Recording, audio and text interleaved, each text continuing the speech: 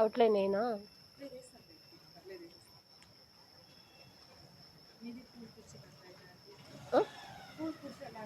లేదు మా ఇంకా భోజనం పెట్టాను, గిన్నెలు తోమేశాను, రెడీ చేశాడు పెట్టా. హాయ్ అండి. ఇంకా చక్కగా ఇది వరలక్ష్మి వ్రతం ముందు రోజు నైటు అంతా ముగ్గులు వేస్తున్నాము. మార్నింగ్ లేట్ అయిపోతుందనేసి ముగ్గులేసి కలర్లు వేసేస్తున్నాము.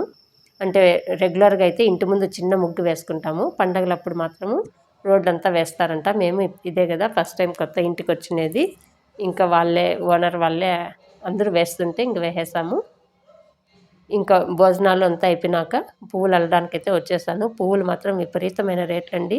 మూరొచ్చి 100 రూపాయలు, ఒక్క రూపాయి కూడా తగ్గియట్లేదు. ఇంక కంపల్సరీ కావాలి కదా. మార్కెట్లో అయితే విపరీతమైన జనాలు. ఈ కర్ణాటకలో వరలక్ష్మి వ్రతం బాగా చేస్తారంట.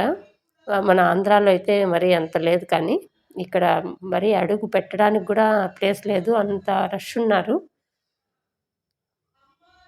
ఓకే అండి, ఇంకా ఈ పనులన్నీ నైట్లోనే ఫినిష్ చేసుకుంటే మార్నింగ్ ఈజీగా ఉంటుంది. Okay, bye.